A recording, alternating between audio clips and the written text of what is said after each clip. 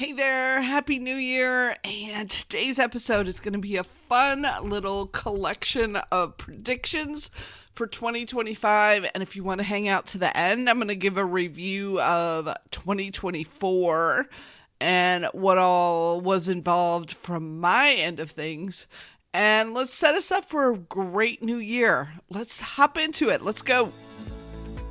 Welcome to the Course Creators HQ podcast, helping you navigate the latest techniques for creating and marketing online courses. And now, here is your host, Julie Hood. Oh my goodness, the year is at an end. It's actually December 31st of 2024. And what a year it has been. Hang out to the end if you want to hear kind of my thoughts on this year. But before we jump into my thoughts on 2025, I just wanted to tell you, last call for that jumbo offer that I've been talking about.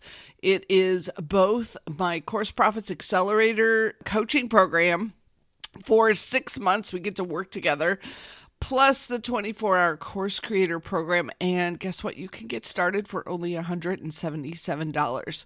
So we will become best buds over the next 6 months, really focused on where you are going to build your audience, where you're going to find your students, what courses you want to create. You'll also get the mini course magic course. So I really, like I said, it's a jumbo offer, and I poured everything into it because I want to get you off to a great start for 2025. So we'll even do a one-on-one call to really kick things off. So jump into that. The link is coursecreatorshq.com/jumbo offer.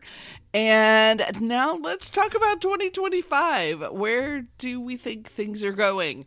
And one of the things I was doing is I was pulling out comments from a lot of the emails that I've been getting about what the new year is going to hold, and I wanted to share them with you and let you sort of check them out and see what you think, if you agree or disagree.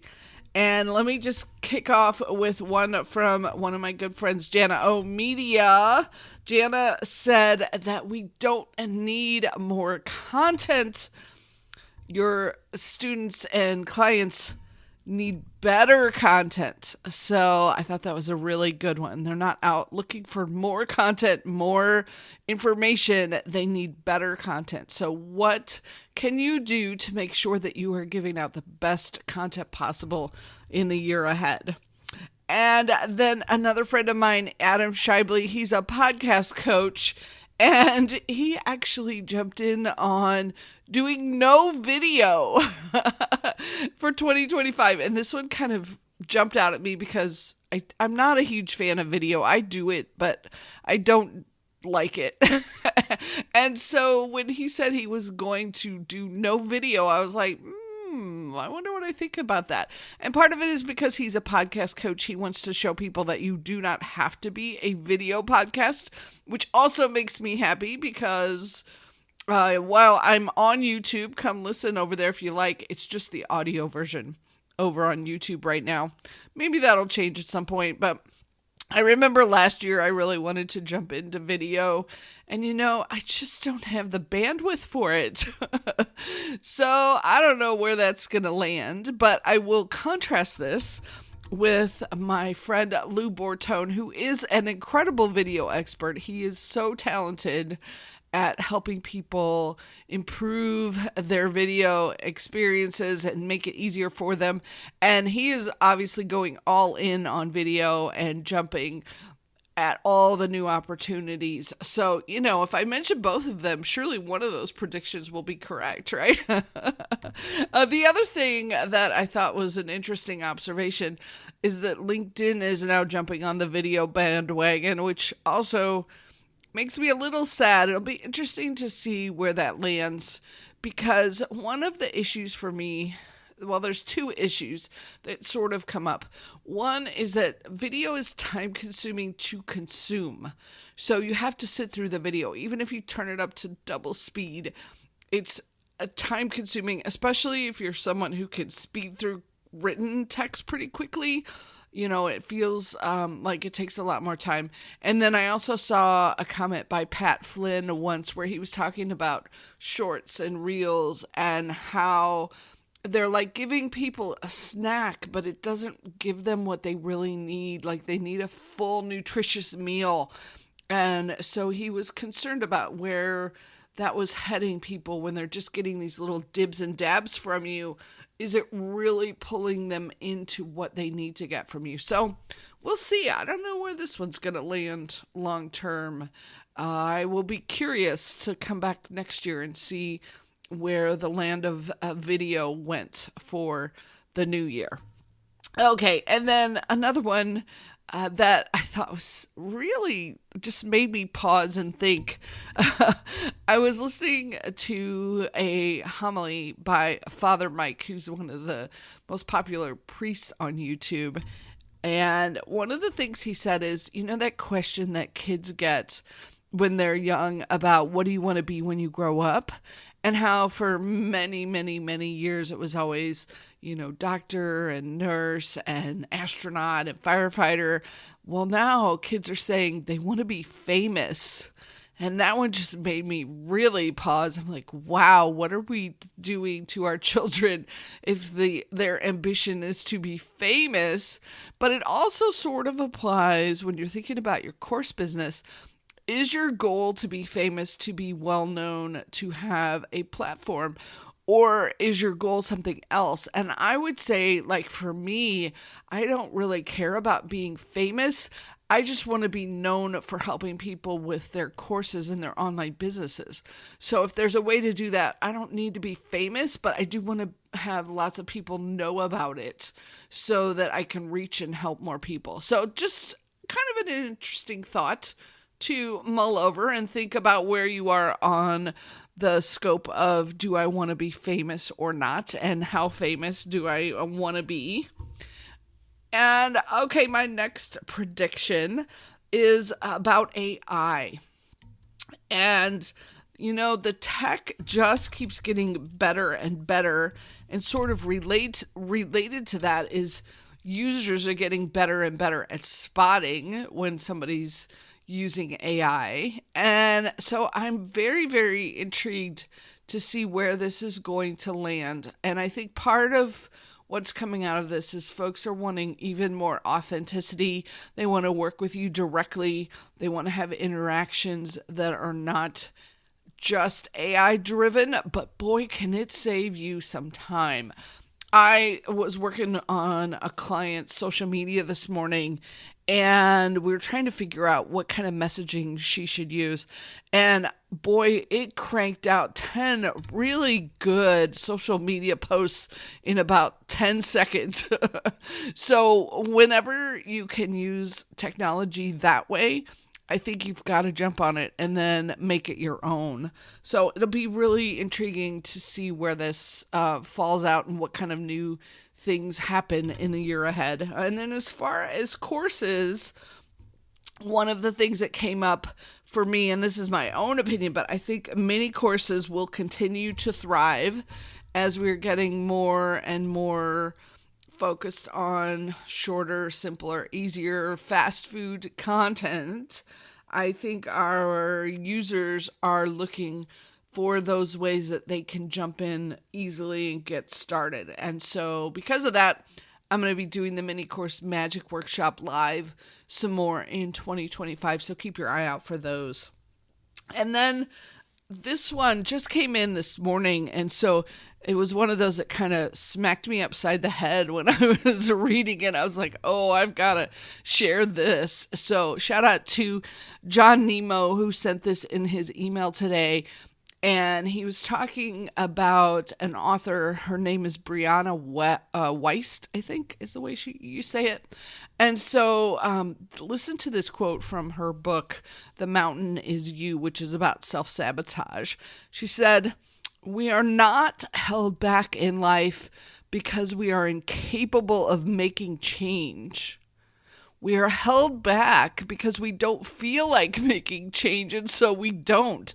And I as I was reading that, I was like, oh my goodness, she is right. She's talking about not wanting to change things from kind of your subconscious level, where you really have to override and really say, no, I want this, and no, I'm going to make this happen, and I'm going to do whatever it takes to get there. And so pause for a moment and kind of see where you're at on that scale. Are you willing to make the change and do what needs to be done to change your life, improve your life, take a leap of faith into having your own business? And because of that, think about what's the very next step that you need to take. What's the very next thing that you need to do in order to move forward? And honestly, I hope it's that you and I get to work together in 2025. So what's your next step? That's the big question to end the 2025 discussion. And then if you want to hang out, I'm going to talk a little bit more about 2024, because I will tell you, it has been one of my hardest years ever, especially in business, but then just personally too. I was starting to call it my caretaker year because my mother was sick in January. So I lost most of January being at the hospital with her. Thankfully, she's all well now. So grateful for that. And then in November, I also had to take care of our poor kitty who was so sick and almost died twice. And that turned into a month-long experience. So between those two, it was a big caretaker year, which I'm grateful that I had the business and was able to do that. I do think it had an impact on what I was able to accomplish. I also had my daughter graduating from college and moving across the country. So all you parents out there can relate to what's involved and all the emotions of that side of things. And then we had a few other personal challenges this year. So it has been a year, and I'm honestly really glad to say goodbye to 2024. We did have a few wins, and I'm excited about these.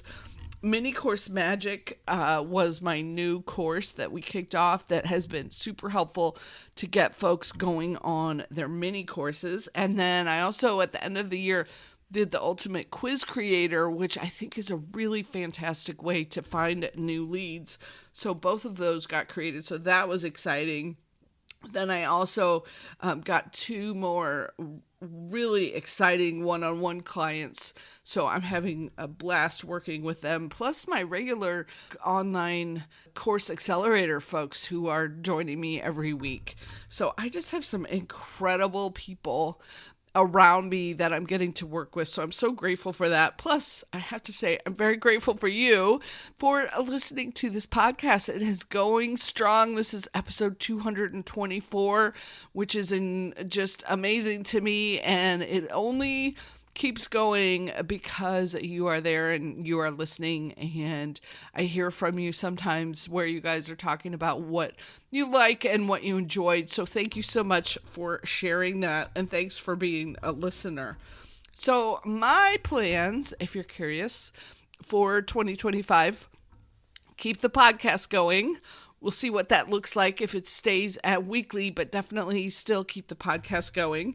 Then I also want to set up a few more things that will be evergreen. So that has never really been a big focus of mine. So I want to try to spend some time on that. And then making sure every month I have a couple partnership things that are happening to help get in front of new people and build my audience. So I've got 2 lined up for January. So I want to have at least one, maybe a couple every month to help spread the word. So I hope this was interesting for you. I hope this made you smile and you had a couple ideas that made you jump out and mull over. And one of those things where you're lying in bed at 6 o'clock in the morning and you're like, yeah, maybe I should do a little bit more with this, or that's an interesting concept. I wonder how that's going to impact me.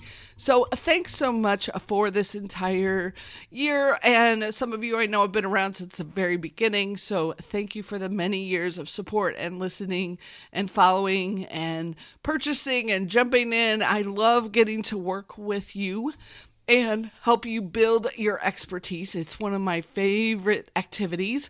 So thanks so much. And here's to an incredible new year. I hope it is amazing for you and for your family and for your business.